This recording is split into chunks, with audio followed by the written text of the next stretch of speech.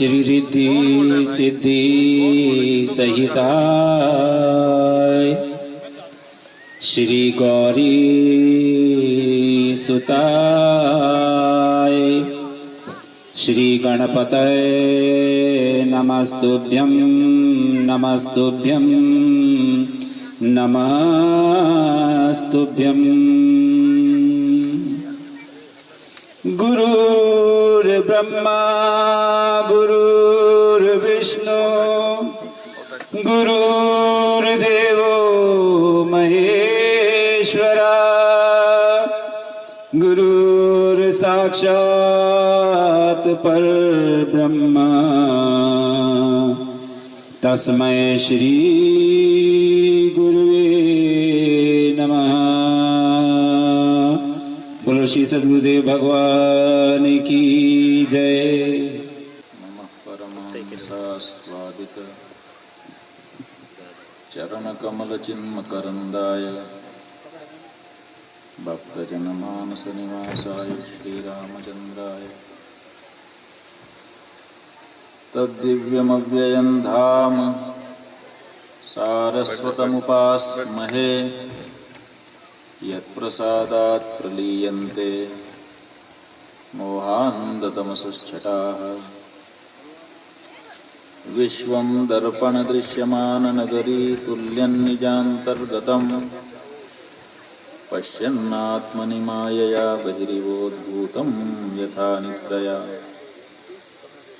यस्साक्षात् कुरुते प्रबोधसमये यस्साक्षात् कुरुते प्रबोधसमये स्वात्मानमेवाद्वयं तस्मै श्रीगुरुमूर्तये नमः। इदं श्रीदक्षिणामूर्तये। कञ्जासनादिसुरवृन्दलसत्किरीटकोटिप्रकर्षणसमुज्ज्वलदङ्घ्रिपीठे त्वामेव यामि शरणं विगतान्यभावं दीनं विलोकय दयार्द्रविलोचनेन। श्रीराम जय राम जय जय राम। श्रीराम जय राम जय जय राम। श्रीराम जय राम जय जय राम। श्रीराम जय राम जय जय राम। श्रीराम जय राम जय जय राम। श्रीराम जय राम जय जय राम। श्रीराम जय राम जय जय राम। श्रीराम जय राम जय जय राम। श्रीराम जय राम जय जय राम। श्रीराम जय राम जय जय राम। धर्म की अधर्म का प्राणियों में विश्व का गो माता की गो हत्या भागवत भगवान की वृंदावन विहारी लाल की जगत गुरु शंकराचार्य महाराज की। नमः पार्वती पतये हर हर महादेव।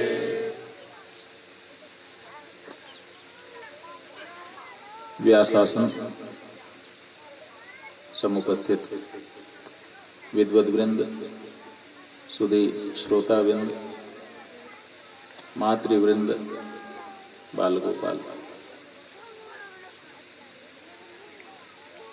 श्रीमद् भागवत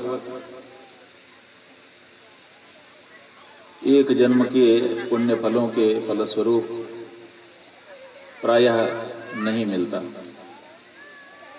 इसीलिए आरंभ में ही बता दिया गया, जन्मांतरे यदा पुण्यम तदा भागवतम लभेत। जन्मांतरीय पुण्यों का उदय श्रीमद् भागवत की कथा के श्रवण का सुयोग बनाता है। तो स्वाभाविक है कि हम आपके जन्मांतरीय पुण्यों का उदय इस समय हुआ। एक अच्छा अवसर आया और इसीलिए भगवान की कथा का आयोजन हो रहा है और हम सबको उसमें सम्मिलित होने का अवसर भी मिल गया है। भाति सर्वेषु वेदेषु गतिर्यस्य दुरत्यया वरिष्ठः सर्वशास्त्रेषु तत्वं परमयोगिनाम्। भागवत, ये जो 4 अक्षर हैं, इनका संग्रह करके विवेचना करने वाले विद्वान ने बताया कि भा का मतलब है जो सभी वेदों में, ऋग, यजुः, साम, अथर्व 4 वेद हैं, चारों वेदों में जो शोभायमान हो रहा है, माने चारों वेदों की शोभा निचोड़ करके श्रीमद् भागवत में रख दी गई। गतिर्यस्य दुरत्यया, सामान्य लोगों के समझ से परे, क्योंकि भगवान वेदव्यास की समाधि भाषा में निरूपित ये श्रीमद् भागवत है। विद्यावताम भागवते परीक्षा कह करके इसकी दुरूहता का भी निरूपण किया गया है। वरिष्ठ सर्वशास्त्रेषु, जितने भी शास्त्र हैं, शास्त्र का मतलब होता है हमारा हित बताने वाला ग्रंथ, जिसमें हमारे हित की बात बताई गई हो, उस ग्रंथ का नाम शास्त्र होता है। बहुत सारे ग्रंथ हैं जिनमें हमारे हित का वर्णन किया गया है कि तुम्हारा हित किसमें है। उन सब शास्त्रों में वरिष्ठ श्रीमद्भागवत, तत्वम परम योगिनाम, बड़े बड़े योगी, अमलात्मा, मुनीन्द्र जीवन पर्यंत की तपस्या के द्वारा जिस तत्व को पाना चाहते हैं, उसी तत्व का अनुरूपण इस श्रीमद् भागवत नाम के ग्रंथ में किया गया है। इसीलिए श्रीमद् भागवत का अपना एक वैशिष्ट्य है। कहते हैं कि जब भगवान श्री कृष्ण अपनी लीला का संवरण करके धराधाम से जाने लगे, तो उनके मित्र उद्धव उनके पास गए, कहा आपके बिना हम कैसे रहेंगे। तो भगवान ने अपना स्वरूप समेट करके इसी भागवत जी में उसको प्रवेश करा दिया। तब से ये जो श्रीमद् भागवत है, ये भगवान श्री कृष्ण की वांगमयी मूर्ति बन गया। आज श्री कृष्ण कहाँ हैं, ये अगर देखना हो तो श्री कृष्ण कहीं दूर नहीं गए हैं। ये जो पीठ यहाँ पर बना है व्यास जी के आसन के ऊपर, इस पर जो पोथी रखी है वही साक्षात भगवान श्री कृष्ण।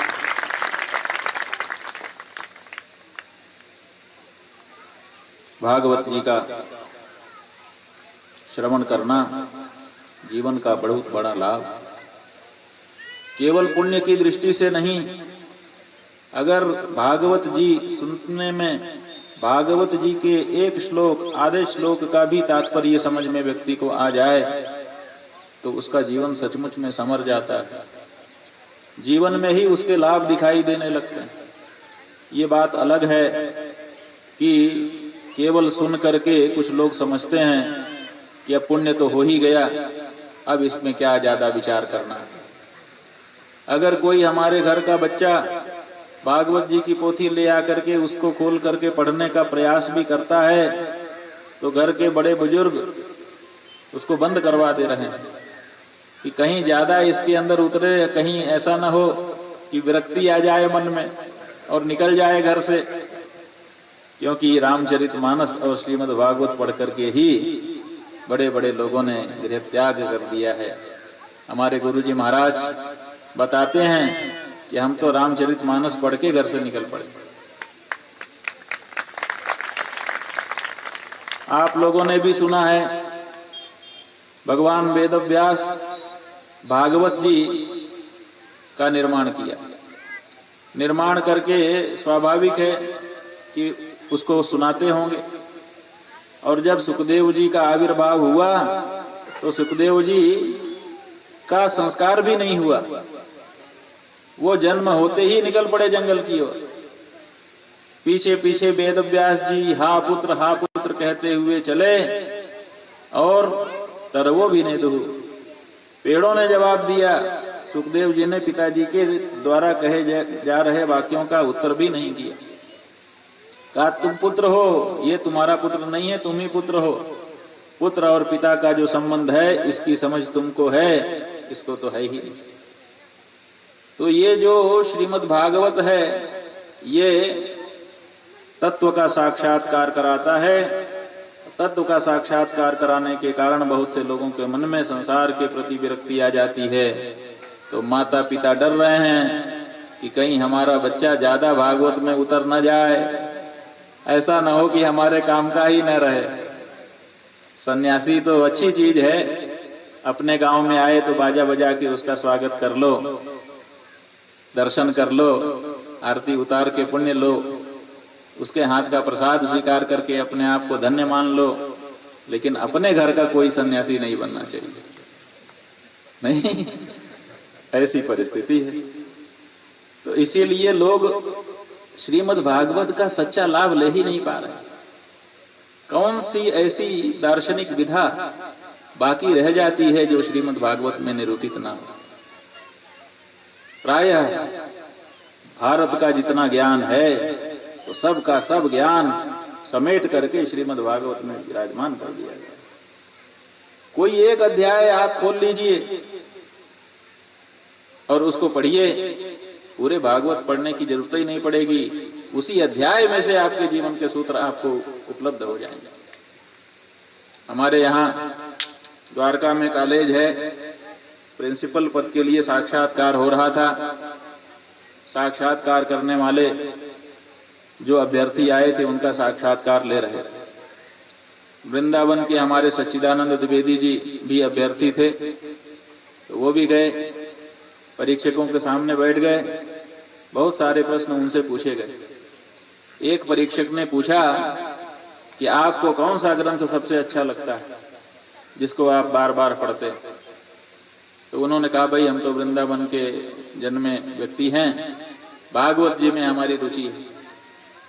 तो उस परीक्षक ने फिर से पूछा, कहा ये बताइए कि भागवत जी का कौन सा अध्याय आपको अच्छा लगता है? तो सच्चिदानंद जी ने क्या जवाब दिया जानते हैं? उन्होंने अपने जेब से 5-7 100 के नोट निकाले और निकाल करके ऐसे फैला दिए और कहा कि आप हुजूर बताइए इसमें से कौन सा नोट आपको अच्छा लगता है। माने जो भी नोट निकालोगे सबकी कीमत तो एक है। कोई भी नोट निकाल लो, एक ही कीमत की नोट हैं। इसी तरह से श्रीमद् भागवत का कोई भी अध्याय ले लो, उसी अध्याय में आपको जीवन के सूत्र उपलब्ध हो जाएंगे। ऐसा श्रीमद् भागवत। छत्तीसगढ़ में हम गए थे तो वहां ऐसे सभा चल रही थी, तो हमने श्रीमद् भागवत का बड़ा महात्म्य कहा। एक श्लोक सुनाया कि एक श्लोक, आधा श्लोक भी अगर कोई श्रीमद् भागवत का जान जाए तो उसका लाभ उसको जीवन में मिल जाता है। तो एक व्यक्ति खड़ा हो गया, कहा महाराज हमको एक सवाल है, आधा श्लोक पढ़ लें तो हमारा कल्याण हो जाए। हम तो 27 साल से श्रीमद् भागवत पढ़ रहे हैं, हमारा तो कल्याण नहीं हुआ। आप लोग ऐसी बात मंच पे आकर के क्यों करते हैं?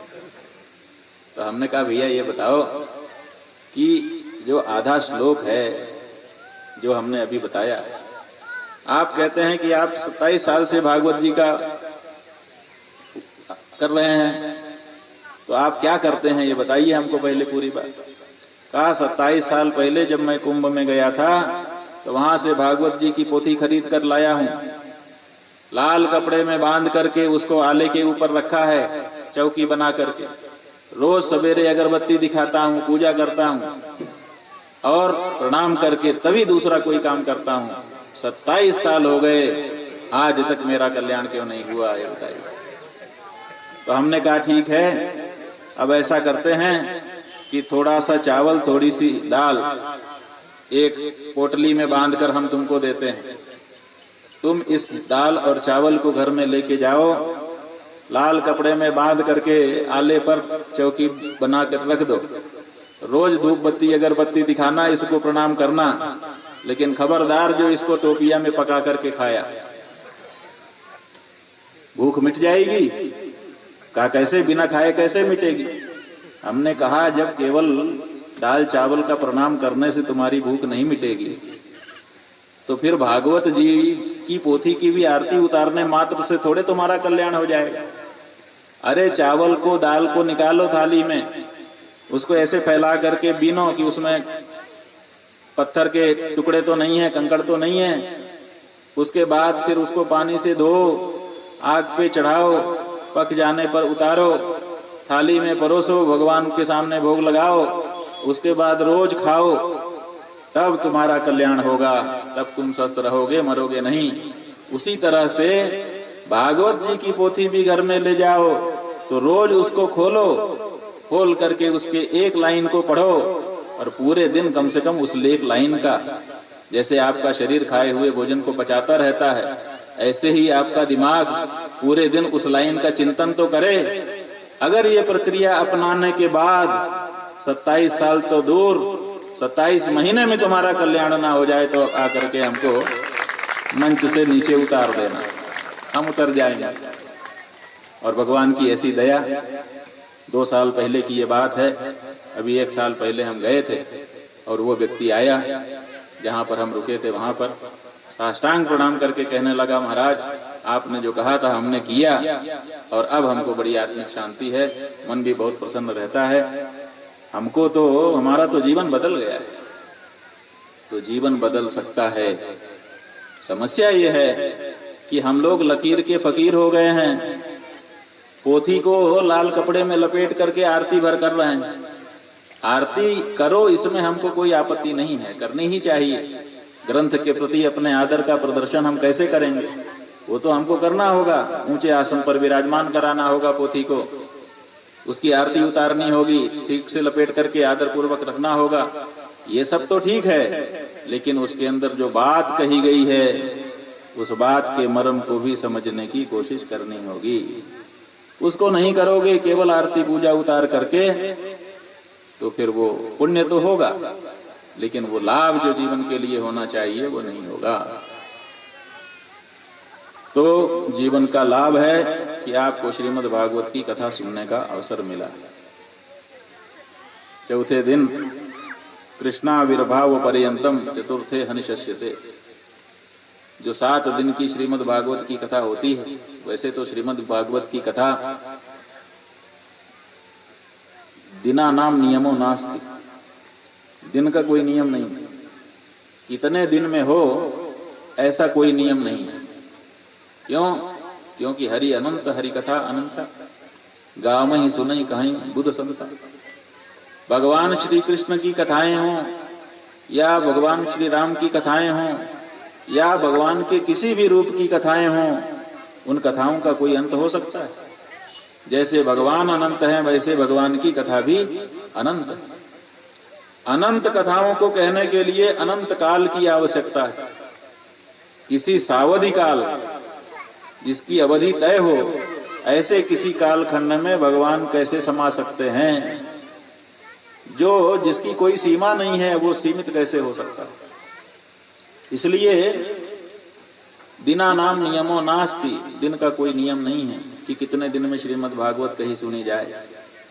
लेकिन कितने ही दिन हो, जब हम गिनती करने के लिए बैठते हैं तो 1 2 3 4 5 6 7, सोम मंगल बुध गुरु शुक्र शनि रवि, फिर हमको सोम पर ही आ जाना पड़ता है। माला लेकर के जब करने के लिए बैठते हैं 1 2 3 4 108, उसके बाद फिर 1 2 3 4 करना पड़ता है। इसी तरह से दिन जो हैं वो 7 ही हैं, उन्हीं दिनों को पुनः पुनः घुमाना पड़ता है। इसीलिए 7 दिनों को 7 दिन का उपलक्षण बना दिया गया। आपके जीवन में 7 ही दिन हैं, 7 दिन के अलावा 8वां दिन किसी के जीवन में है? सोम मंगल बुध गुरु शुक्र शनि रवि, ये 7 दिन के अलावा 8वें दिन का कोई नाम बता दो जो आपके जीवन में आता हो। आता ही नहीं। तो 7 ही दिन हैं आपके जीवन में, इसीलिए सप्ताह की कथा का श्रवण होता है, माने 7 दिन की कथा। तो ये 7 दिन तो बार बार आपके जीवन में आते हैं। जब बार बार आते हैं तो एक ही बार भागवत की कथा क्यों सुनते हो? हर सप्ताह में भगवान की कथा होनी चाहिए, जीवन कथामय हो जाना चाहिए। इसलिए नियम की बात यह है कि आप लोग इस सप्ताह में नियम कर लो कि हर सप्ताह भागवत का श्रवण हम करेंगे। कैसे करोगे? अरे भाई, किसी से सुन लेंगे। कितना सुनोगे? हमारे पास कहाँ समय है? रोज 3 घंटा 4 घंटा कैसे बैठेंगे? का जरूरत नहीं है। एक पंक्ति, आधी पंक्ति भी श्रीमद् भागवत की रोज जीवन में पढ़ी सुनी जानी चाहिए। अच्छा सप्ताह का श्रोता वही है जो प्रति सप्ताह भागवत की कथा सुने। तो प्रति सप्ताह कैसे सुनोगे? का जितना समय हमारे पास होगा, आधे श्लोक का होगा तो आधा, पूरे श्लोक का होगा तो पूरा, 4 श्लोक का होगा तो 4 श्लोक, 1 अध्याय का होगा तो 1 अध्याय। इतना समय हम निकालेंगे प्रतिदिन और किसी से पढ़वा कर या तो सुन लेंगे, और अगर कोई दूसरा न हुआ तो स्वयं पढ़ लेंगे। पोथी घर में रहेगी। तो नियम करो कि भागवत की पोथी घर में ले आओगे। नियम करो कि संस्कृत पढ़ोगे, उसकी 1 लाइन। अगर संस्कृत में पढ़ना नहीं आता तो आजकल हिंदी अर्थ वाला भी ग्रंथ मिलता है। कम से कम 1 श्लोक का अर्थ तो रोज पढ़ लो। 1 मिनट से ज्यादा थोड़े लगेगा। इतना भी अगर भागवत को नहीं देना चाहते हो तो सप्ताह तो तुम्हारे जीवन में बार बार लौट के आएगा। लेकिन आपके जीवन में आने वाले सप्ताहों को भागवत सप्ताह बना लो। ये आपके ऊपर निर्भर करता है। आप चाहेंगे तो आपका हर सप्ताह आपके जीवन के लिए भागवत सप्ताह हो सकता है। चौथे दिन की कथा में श्री कृष्णाविर्भाव पर्यंत की कथा होती। माने चौथे दिन की कथा का विश्राम भगवान के जन्म की कथा से होता है। लेकिन उसके पहले भगवान श्री राम की कथा आती। राम की कथा के बिना कृष्ण की कथा न तो समझ में आ सकती है और न तो उसका कोई तात्पर्य रह जाता है। क्योंकि जीवन जब तक मर्यादित नहीं होता है तब तक श्री कृष्ण कथा का आविर्भाव नहीं होता है।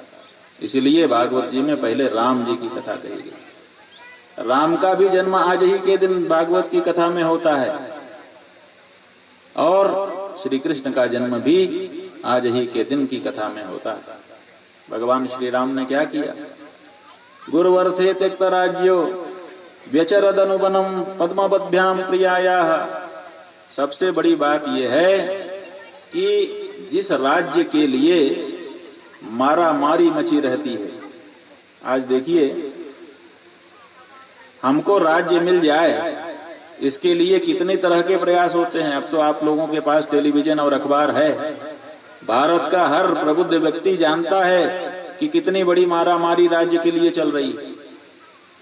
एक चुनाव होना होता है, जाने कितने लोग खड़े हो जाते हैं, जाने कितने तौर तरीके अपनाने लगते हैं, जाने कितना रुपया खर्च कर देते हैं और जाने क्या क्या करते हैं, इसलिए कि हमको राज्य मिल जाए।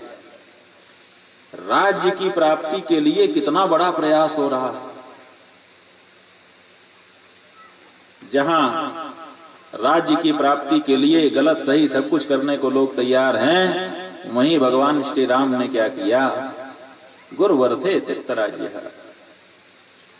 माता ने कहा, वो भी किसी के समझाने पर आवेश में आकर के कहा, उसका अपना विचार नहीं था। एक दासी थी मंथरा नाम की, वो आई और देवताओं ने उसके जीभ पर सरस्वती जी को बैठा दिया कि जाओ काम बनाने के लिए बोलो। अब जिसके वाणी जिह्वा पर सरस्वती बैठी हो, वो जो कुछ कहे तो सामने वाला कैसे नहीं मान लेगा।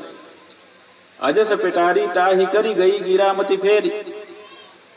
वाणी की देवी सरस्वती मंथरा की जिह्वा पर आकर के बैठ गई।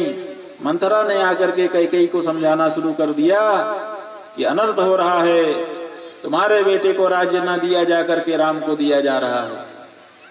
आरंभ में कैकेयी ने कहा कि ये तो खुशी की बात है मंथरा, इसमें क्या विशेष है?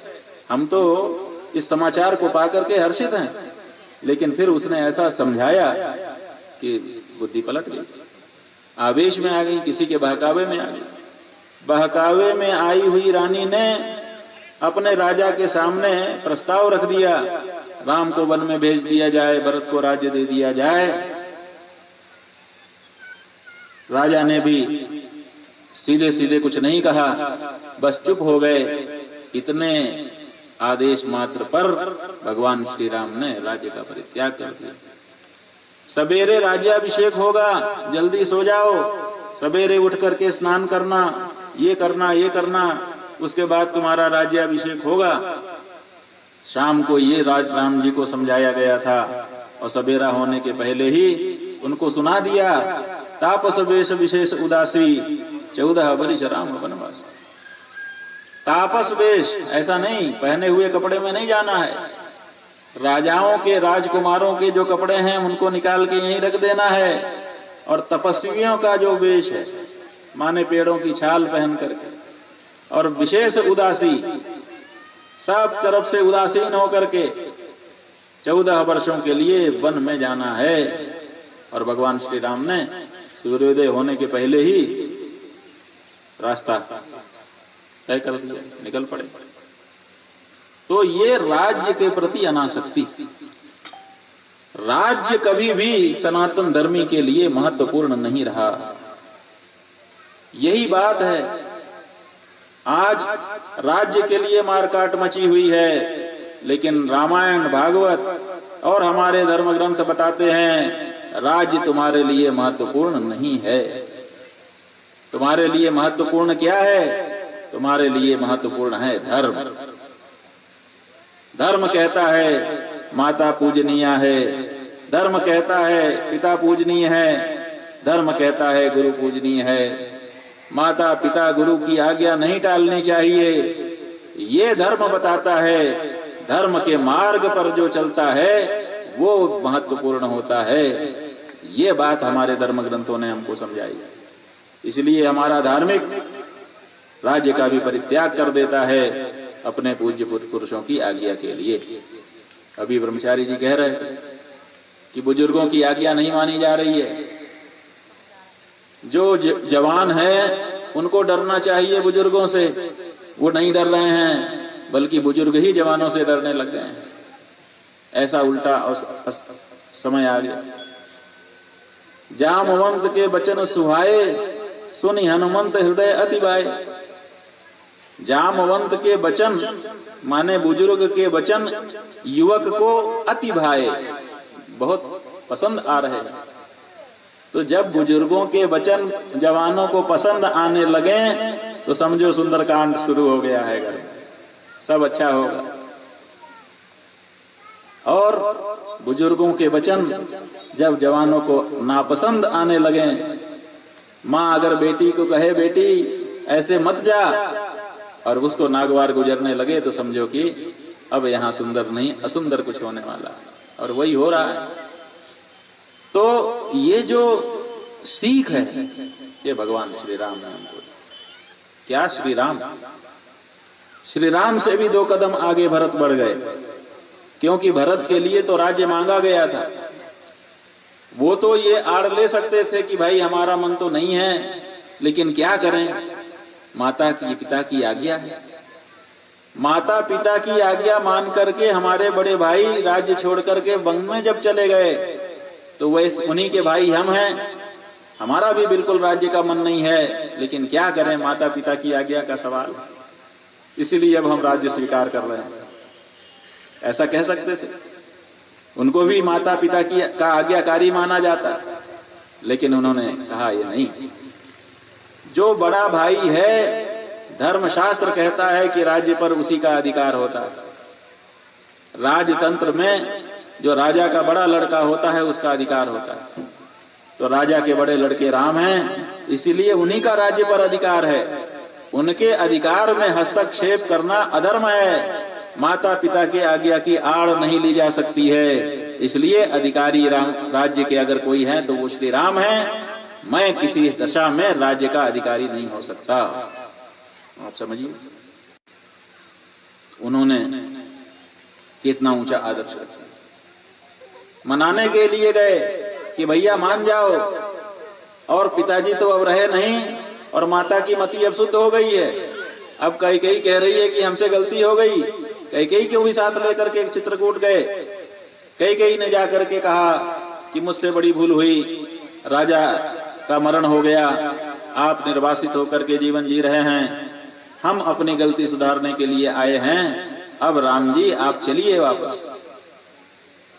तो राम जी के पास अवसर था, अगर चाहते तो उसी का बहाना ले लेते कि भाई मनाने आई तो हमको मानना पड़ेगा, लेकिन राज्य के प्रति अपने मोह के न होने का प्रमाण उन्होंने दिया और कह दिया कि नहीं, जो आदेश पिताजी कर गए, मरने के बाद अब उस आदेश को तो बदल नहीं सकते। अंतिम समय में जो बात कही जाती है इसीलिए निर्णायक होती है, क्योंकि उसको सुधारने की गुंजाइश समाप्त हो जाती है। तो पिताजी ने जो आज्ञा कर दी उसको मान करके हम आ गए। अब 14 वर्ष के बाद ही हम लौट सकते हैं, उसके पहले हमारे लौटने का कोई अवसर नहीं। भरत ने कहा कि ठीक है, तो 14 वर्ष गद्दी खाली रहेगी, लेकिन धर्मशास्त्र कहता है कि गद्दी एक क्षण भी खाली नहीं रह सकती। एक राजा मर जाता है तो पहले अगले राजा की घोषणा हो जाती है, उसके बाद उसका संस्कार किया जाता है। गद्दी कभी भी खाली नहीं रहती है, तो 14 वर्ष कैसे खाली रहेगी? और फिर रास्ता निकाला गया विद्वानों से पूछकर, तो भगवान श्री राम की चरण पादुका भरत लेकर चले आए, राज सिंहासन पर चरण पादुका को बैठा दिया और खुद उसके नीचे बैठ करके राज्य शासन करने लगे। राज्य शासन करते हुए भी अपना जीवन राजसी नहीं रखा। नंदीग्राम में कुटिया बनाकर बलकल वेश धारण करके शाल्यन्न खाते हुए ब्रह्मचर्य पूर्वक 14 वर्ष भरत ने अयोध्या में रहते हुए भी बिता दिए। केवल सभा में राजकाज के लिए आते थे, इसके अलावा राजा जैसा उनका कोई जीवन नहीं। उन्हीं की बात नहीं। लक्ष्मण तो भगवान श्री राम के साथ ही चले गए, उनको तो वनवास का आदेश नहीं था। वो चाहते तो वही रह करके संभाल लेते कि अच्छा भैया भरत, आपकी इच्छा नहीं है, राम जी आज्ञा पालन के लिए गए हैं, तो चलो हम ही संभाल लेते हैं, मजबूरी है हमारी, ऐसा बहाना ले लेते। लेकिन लक्ष्मण ने ये नहीं किया, शत्रुघ्न ने भी ये नहीं किया। तो ये जो राम, लक्ष्मण, भरत, शत्रुघ्न चारों भाई हैं, ये चारों भाई हमारे आदर्श बन गए, क्योंकि इनका मन राज्य लुभा नहीं पाया। इन्होंने राज्य को तुच्छ समझा और धर्म को प्रमुख समझा। इसीलिए राम, लक्ष्मण, भरत, शत्रुघ्न चारों भाई आज भी हम सनातन धर्मियों के हृदय में बड़े आदर के साथ विराजमान रहते हैं। हम बड़े आदर से उनका नाम लेते हैं, उनको अपना आदर्श मानते हैं। हम लोलुप नहीं हैं, हम धर्म मार्ग पर चलते हैं। धर्म के मार्ग पर चलने पर अगर कष्ट भी होता है तो वो कष्ट भी हमारे लिए सुख का कारण बन जाता है। जब हम किसी मंदिर की यात्रा करते हैं तो जूता छोड़ देते हैं, छाता छोड़ देते हैं, पांव जलता है, छाले पड़ जाते हैं, लेकिन वो पांव के छाले हमको इतना सुख देते हैं जितना जूते और छाता में चलने पर हमको नहीं मिलता। आप बताओ, गलत कह रहे हैं कि सही बताओ? जो सुख के साधन हैं, उन सुख के साधनों से हमको जो सुख मिलता है वो छोटा पड़ जाता है उस सुख के आगे जो धर्म करते हुए कष्ट के रूप में हमको प्राप्त होता है। कष्ट के रूप में मिला जो सुख है वो संसाधनों के द्वारा मिले सुख के बहुत ऊपर चला जाता है। इसीलिए हम धर्म के मार्ग पर रहें, यही हमारे लिए सुख का कारण है। इसीलिए धर्म के मार्ग को अपनाने की बात धर्मशास्त्रों के द्वारा कही जाती है। भगवान श्री राम ने दिखा दिया। रावण ने सीता जी का अपहरण कर लिया। रावण बड़ा शक्तिशाली था, बहुत पुराना था। त्रेता युग में भगवान श्री राम हुए थे, सतयुग में भी रावण था। रावण बहुत पुराना था, दीर्घजीवी था, कोई उसको मार नहीं पा रहा था, अन्ना वो मर रहा था। ऐसे रावण के विरुद्ध भगवान श्री राम खड़े हो गए। वो चाहते तो ऐसे कठिन समय में भैया भरत को सूचना भेज सकते थे कि रावण के खिलाफ हमको युद्ध करना है, मदद के लिए अयोध्या की सेना भेज दो। क्या भरत नहीं भेजते? लेकिन मदद मांगना तो दूर, मेरे ऊपर संकट वन में आ गया है, ये सूचना भी श्री राम ने अयोध्या में नहीं पहुंचाई। राम भालू कपि कटक बटोरा, सेतु हेतु श्रम कीन न थोरा।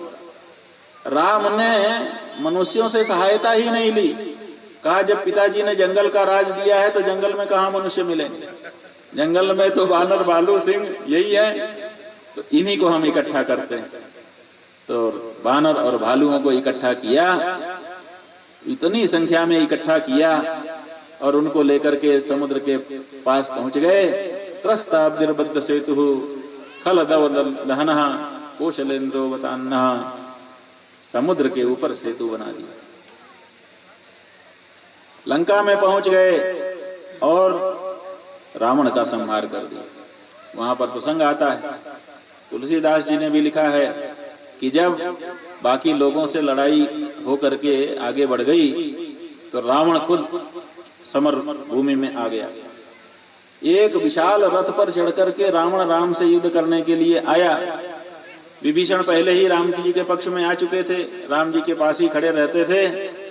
जब उन्होंने देखा कि रावण विशाल रथ पर चढ़ करके, बहुत मजबूत रथ पर चढ़ करके आ रहा है, शस्त्रास्त्रों से लैस होकर, तो उनको देखा और फिर ऐसे पलट करके जब राम जी को देखा तो बिना चप्पल जूता के नंगे पांव धनुष बाण हाथ में लिए राम जी खड़े थे। रावण रथी विरथ रघुवीरा, देखी विभीषण भयो अधीरा।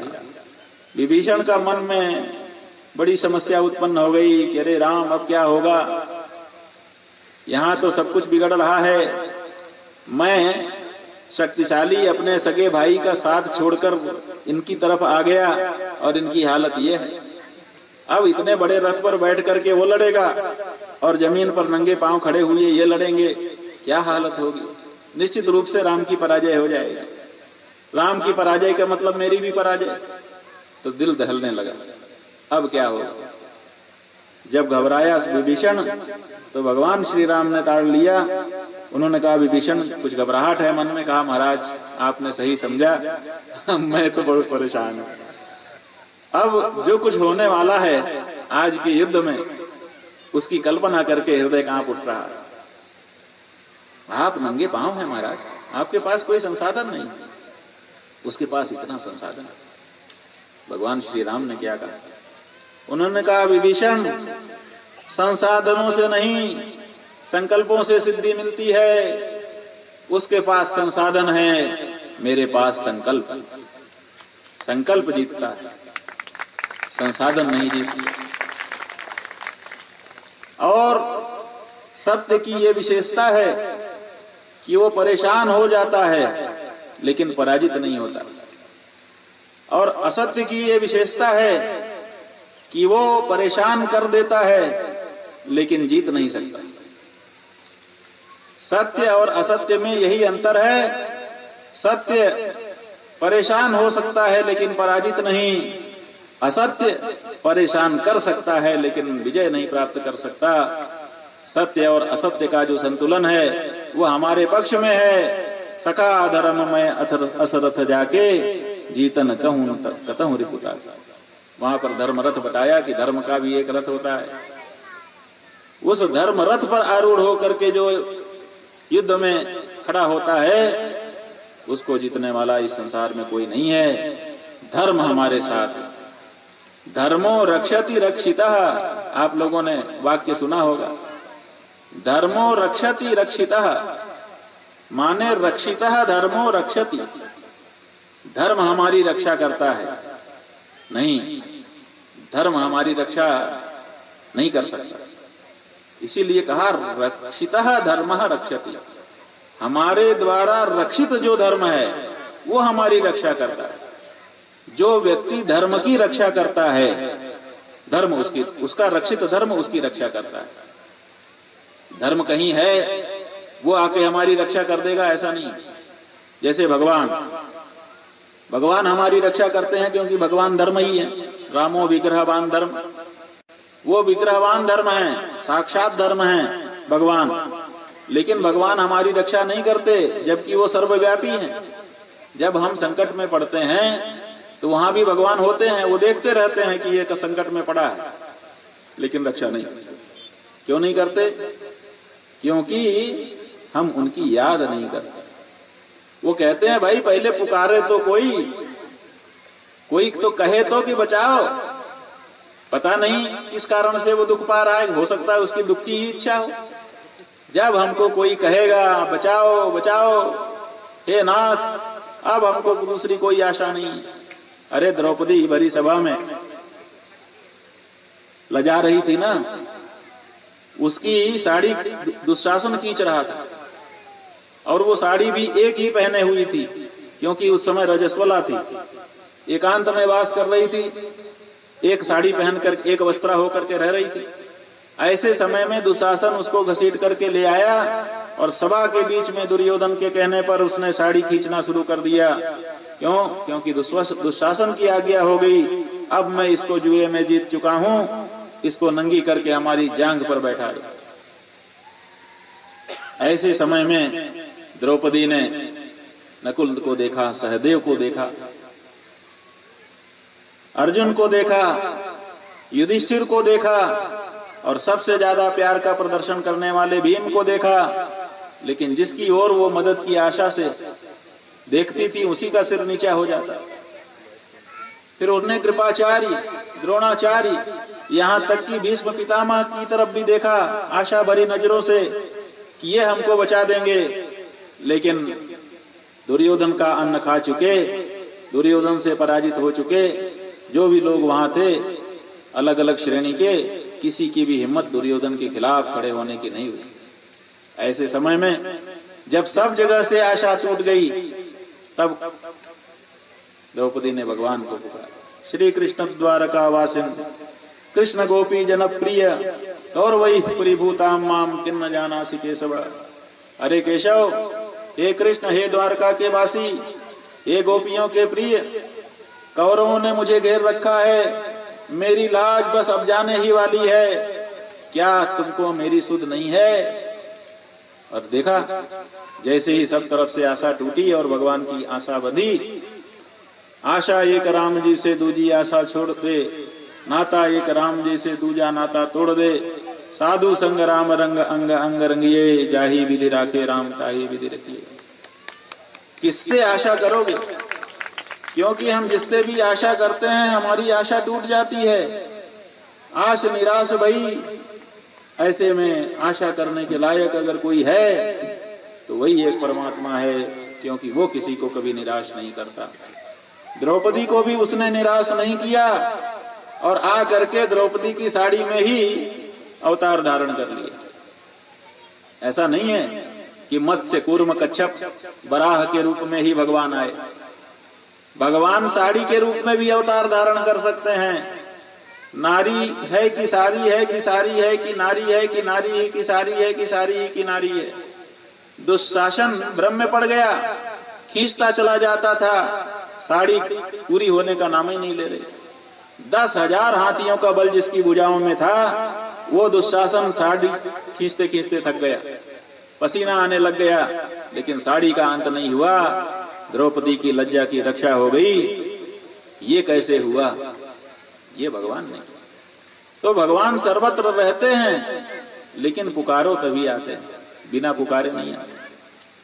इसीलिए बाद में जब भगवान श्री कृष्ण आए द्रौपदी से मिलने, तो उन्होंने सोचा कि द्रौपदी बड़ी प्रशंसा करेगी हमारी, कि ऐन मौके पे आपने चमत्कार दिखाया जिसके कारण हमारी लज्जा की रक्षा हो गई। तो आशा करके आए थे कि बड़ी प्रशंसा मिलेगी, और वहां जब पहुंचे द्रौपदी के सामने तो उसने तो उलाहना देना शुरू कर दिया कि क्या कृष्ण, आप पहले भी तो आ सकते थे, आपने कितनी लंबे समय तक हमको समस्या में फंसाए रखा, जल्दी क्यों नहीं आए? मैं तुमसे नाराज हूं, जाओ, बात नहीं करती। भगवान ने कहा भैया, हमने आकर के तुम्हारी लज्जा की रक्षा की, तुम हमसे नाराज हो रही हो? कहा इसलिए नाराज हो रही हूं कि देर क्यों की। इतनी देर तक मेरा हृदय जो धड़कता रहा, ये संभावना मुझे डराती रही कि मेरी लज्जा आज नहीं छिप सकेगी, उसकी रक्षा नहीं हो पाएगी। इतनी देर तक डर के भय के वातावरण में हमको आपने क्यों रखा? तो कहा, महाराज द्रौपदी नाराज मत हो, हम तो वहीं थे क्योंकि हम सर्वव्यापी हैं। एक क्षण का विलंब किए बिना हम तुम्हारी लज्जा की रक्षा कर सकते थे, लेकिन पहले तो तुमने पुकारा ही नहीं। तुम तो नकुल की तरफ देख रही थी, भीम की तरफ देख रही थी, कभी युधिष्ठिर की तरफ देख रही थी, कभी किसी से आशा कर रही थी। तो हमने सोचा कि हमारी जरूरत ही नहीं है, और जब जरूरत हुई भी तो तुमने कह दिया श्री कृष्ण द्वारका वासी, हे कृष्ण द्वारका के वासी। तो अब द्वारका जाकर के हमको फिर वहां से लौट के आना पड़ा, इसी में हमको देर हो गई। तो हमारा जो धर्म है वो हमारी रक्षा करता है, लेकिन कौन सा धर्म हमारी रक्षा करता है?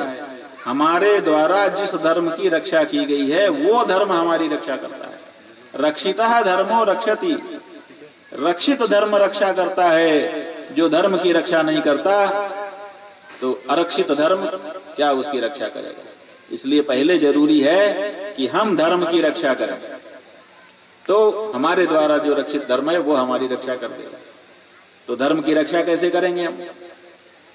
क्या डंडा लेके, तलवार लेके, भाला लेके खड़े हो जाएं कि कोई आए धर्म को मारने काटने तो हम उसको बचा लें? ऐसा नहीं।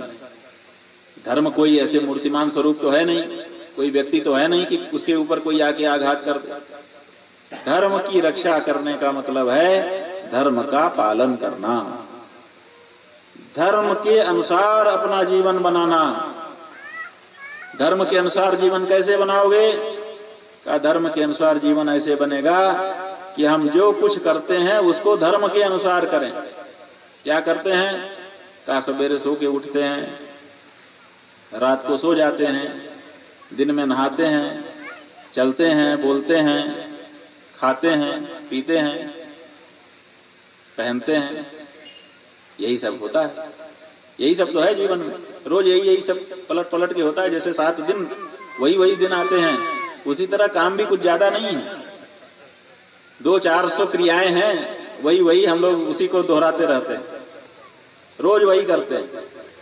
तो ज्यादा काम नहीं है, थोड़ी ही क्रियाएं हैं जिनको हम करते हैं। जो हम करते हैं, जैसे हम सोते हैं तो सोना भी धर्म हो सकता है और सोना ही अधर्म भी हो सकता है।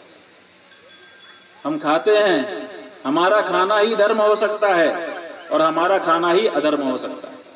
हम चलते हैं, हमारा चलना ही धर्म हो सकता है, हमारा चलना ही अधर्म हो सकता है। कैसे? अरे भाई, हम अभक्ष्य पदार्थ खाने लगे, जिनका निषेध किया गया है उन चीजों को खाने लगे तो खाना अधर्म, और जिन चीजों को खाने के लिए नियम बनाए गए हैं कि इनको खा सकते हैं उनको खाएं तो धर्म। अगर हम किसी को मारने के लिए, पीटने के लिए, चोरी करने के लिए, व्यभिचार करने के लिए, किसी को दुख पहुंचाने के लिए घर से निकल करके चल रहे हैं तो हमारा चलना अधर्म। जुआ खाना, शराब खाना, वेश्या के घर में अगर हम जा रहे हैं तो हमारा चलना ही अधर्म हो गया। अगर हम तीर्थ यात्रा के लिए, किसी की रक्षा के लिए, किसी की सहायता के लिए जा रहे हैं तो हमारा चलना धर्म हो गया। इसी तरह से किसी को चोट पहुंचाने के लिए हम बोल रहे हैं, किसी की निंदा कर रहे हैं, चुगली कर रहे हैं, कठोर वचन बोल रहे हैं तो हमारा बोलना ही अधर्म है। और इसके विपरीत किसी को अच्छा लगाने के लिए बोल रहे हैं तो वही बोलना ही धर्म हो गया। इसी तरह से जो हम करते हैं उस काम को करने के पहले हमको सोच लेना चाहिए कि हम जो भी करने के लिए जा रहे हैं क्या ये धर्म है या अधर्म है।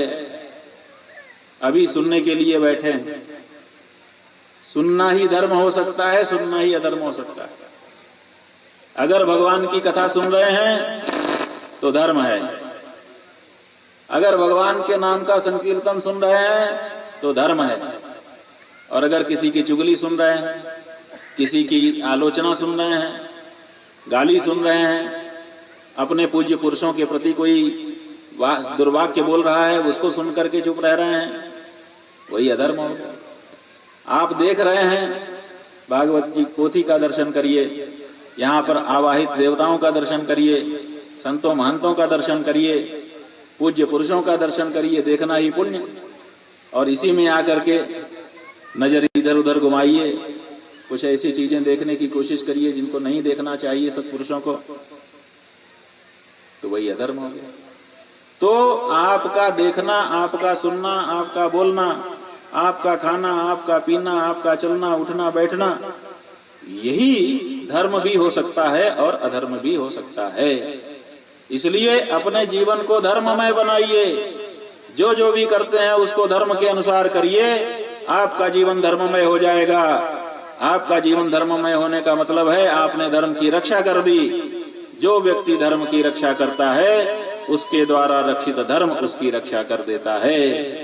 तो आप धर्म का पालन करिए, देखिए आपकी रक्षा आपका धर्म कैसे करता है, करता ही है। देखिए वसुदेव और देवकी का नाम आपने सुना। कंस देवकी का भाई था, चचेरा। विवाह हुआ देवकी का वसुदेव जी के साथ, तो प्यार दिखाने के लिए जो रथ था उसके घोड़ों की रास उसने अपने हाथ में पकड़ ली कि बहन मैं चलूंगा। जैसे आज की तिथि होती तो कोई ड्राइविंग सीट पे आके भाई बैठ जाता कि हम ही चला के ले चलेंगे बहन तुमको। कितना प्यार दिखा रहा, ड्राइवर बन रहा था, सारथी बन रहा था। लेकिन खल कई प्रीति यथा तिर नहीं, जो दुष्ट होते हैं उनकी मित्रता धोखा मत खाइए। उनकी मित्रता कब पलट जाएगी कुछ कोई नहीं कह सकता। जब स्वार्थ रहेगा तो मित्रता करेंगे, जैसे ही उनके स्वार्थ पर कोई आंच दिखाई दी फिर वो आपकी सब मित्रता भूल जाएंगे। तो आकाशवाणी हो गई, अरे अबुध, जिसको तू इतने प्यार से रथ हाथ करके लेकर के विदा करने जा रहा है उसी के 8वें गर्भ से तेरी मृत्यु होने वाली है। बस जैसे ही आकाशवाणी सुनी सारा प्यार समाप्त हो गया, म्यान में से तलवार निकाल ली। न रहेगा बांस न बजेगी बांसुरी। अरे ये देवकी रहेगी तब ना इसका 8वां गर्भ होगा, जब यही नहीं रहेगी तो काहेगा 8वां गर्भ। इसलिए अभी इसी को मारे देता हूं। उसका आचरण अधार्मिक हो गया। पहले तो धार्मिक था, बहन के प्रति प्यार, बहन को विदा करा रहा था, सब अच्छा था। लेकिन स्वार्थ टकराया। अरे मृत्यु तो किसी न किसी के हाथ से होनी ही है। हिल्ले रोजी बहाने मौत। भगवान किसी हिल्ले से रोजी दे देता है और किसी बहाने से मौत दे देता है। बात यह है कि मृत्यु पहले बहाने से नहीं होती थी। पहले के कभी ऐसा समय था जब मृत्यु आती थी तो सूचना हो जाती थी कि भाई आपकी मृत्यु आने वाली है, तो लोग तैयार बैठ जाते थे, मृत्यु आती थी, हो जाती थी। लेकिन फिर मृत्यु को लोग जो बचे रहते थे वो गाली देने लगते थे कि ये मृत्यु बहुत खराब है, आया देखो ले गया हमारे प्रिय व्यक्ति को। तो मृत्यु को जब गालियां पड़ने लगी तो यमराज के दरबार में खड़ा हो गया, कहा महाराज ये काम हमसे नहीं होगा, हमारा विभाग बदल दीजिए। कहा भाई क्यों, विभाग क्यों बदल दें? कहा इसमें बड़ी आलोचना है। जहां से हम किसी का प्राण खींच के ले आते हैं वहीं पे इतनी गालियां हमको मिलती हैं कि कह नहीं सकते। अब हम तृप्त हो गए हैं, अब हम गालियां खाने के लिए तैयार नहीं। तो कहा भाई ये तो बड़ी समस्या है, मान लो कि हम तुमसे विभाग लेके किसी और को दे दें तो उसको गालियां पड़ने लगेंगी। इसलिए कोई ऐसा रास्ता खोजो जिससे सांप भी मर जाए और लाठी भी ना टूटे, लोगों का प्राण खींच भी लिया जाए और गाली भी ना मिले। तो फिर तरीका खोजा गया। तरीका क्या कि किसी बहाने से मौत करा। सांप ने काटा इसलिए मर गया, एक्सीडेंट हो गया इसलिए मर गया, बीमार हो गया था, कैंसर हो गया था, टीबी हो गई थी इसीलिए मर गया, अरे कुछ नहीं हार्ट अटैक आ गया इसीलिए मर गया, अरे उसकी वो बात सुन ली उसने धक्का लग गया इसीलिए मर गया। अब बहाने हो गए हैं हजार, तो बहाने से मर रहे हैं। अब मृत्यु को कोई गाली नहीं देता, अब मृत्यु अपना काम आराम से कर रहा है, जब चाहता है बिना सूचना दिए लोगों को लेके चला जाता है। लेकिन फिर भी उसको गाली अब नहीं मिल रही है। क्यों? क्योंकि बीच में राजनीति आ गया। राजनीति वाले चालाकी से अपना काम करते हैं, आपको ही ठग लेंगे और आप बड़े खुश रहेंगे कि हमको बहुत अच्छा ठगा इन्होंने। ऐसी परिस्थिति है, ऐसी लच्छेदार बातें करेंगे, बातों की ऐसी व्याख्या कर देंगे कि बात खत्म हो जाए। तो कंस तैयार हो गया देवकी को मारने के लिए, लेकिन आप जानते हैं कि होनी जो है वो होती ही है। वसुदेव जी खड़े हो गए। वसुदेव जी ने कहा कि कंस ये तेरी बहन है, अभी अभी विवाह इसका हुआ है, वैसे भी स्त्रियों का वध वीर पुरुषों को करना शोभा नहीं देता। कंस ने कहा अरे भाई ये नीति की बातें दूसरे को बताना, यहाँ मौत सामने खड़ी है, हमको अपने आप को बचाना है। अपने आप को बचाने के लिए फायर कर देने की छूट तो आज का कानून भी देता है, तो हम अपने आप को बचाने के लिए ये कर रहे हैं।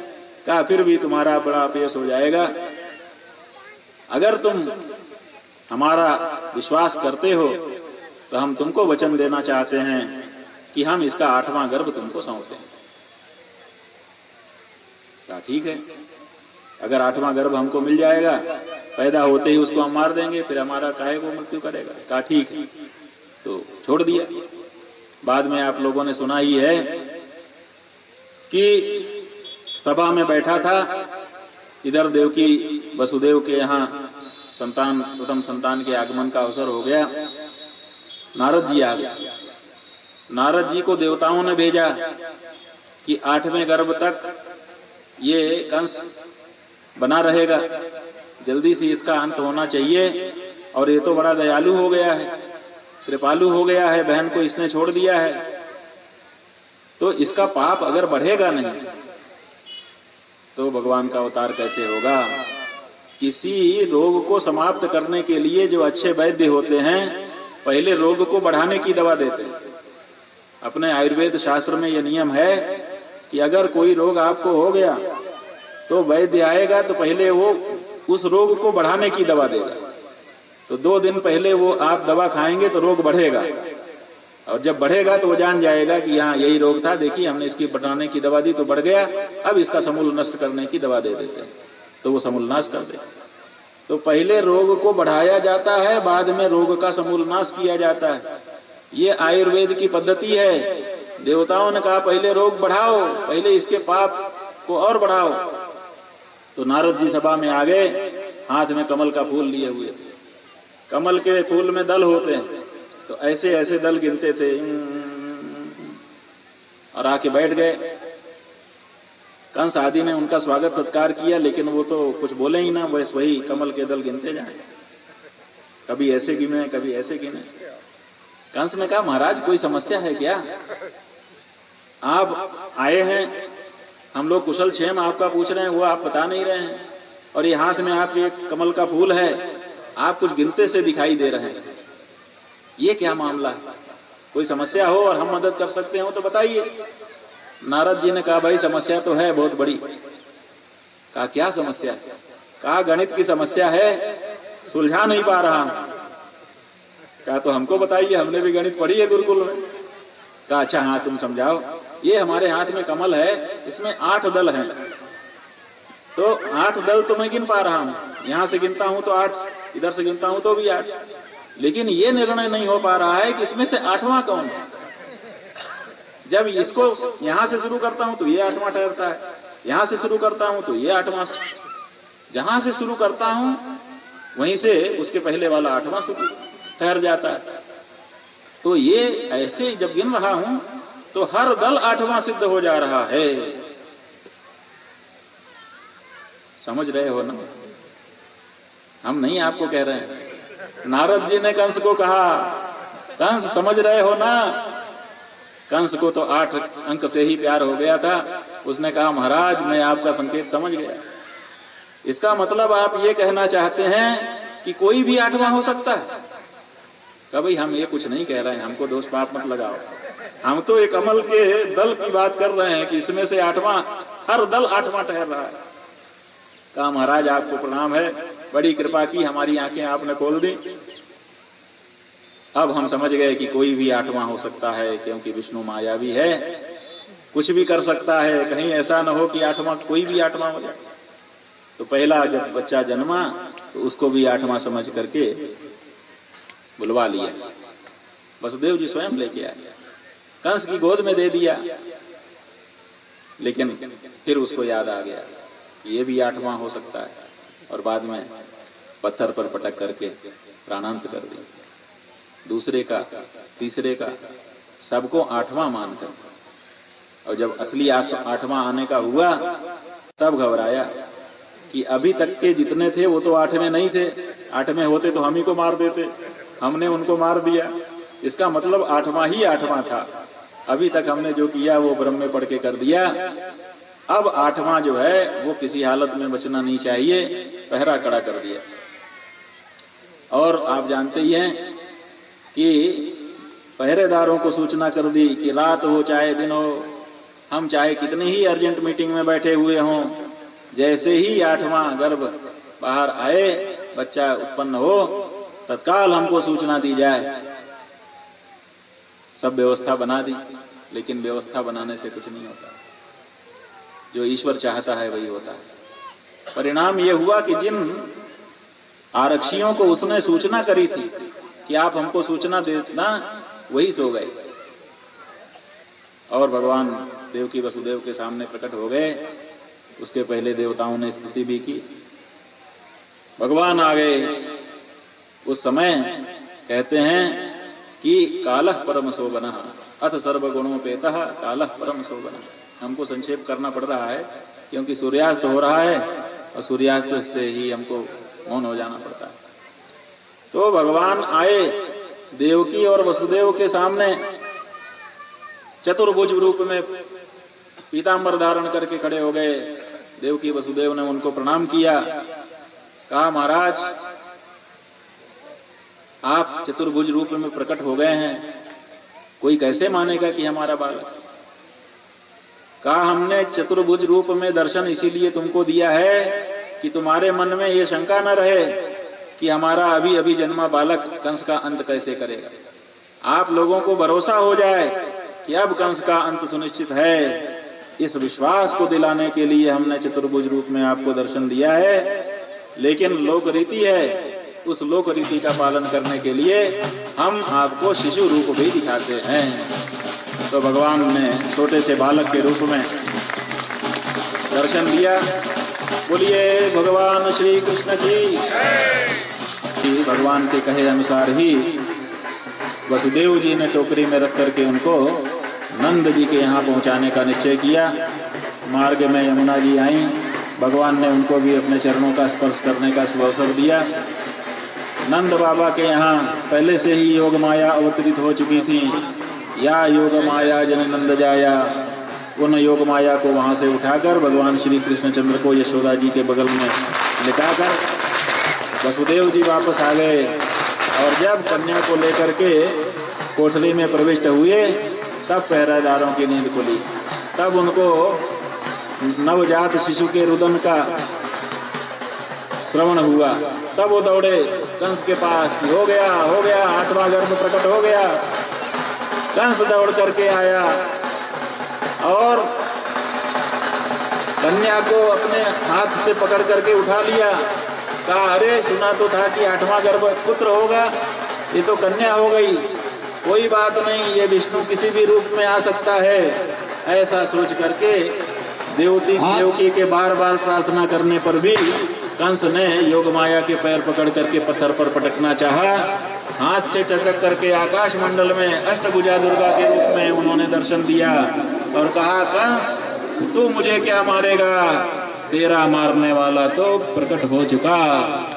ये भगवान श्री कृष्णचंद्र के आविर्भाव की कथा है। उनके दिव्य बाल स्वरूप का दर्शन यहाँ पर आप लोगों को हो रहा है। अब व्यास जी से हम कहेंगे कि वो नंदोत्सव का आयोजन करें। बोलिए जगत गुरु शंकराचार्य भगवान।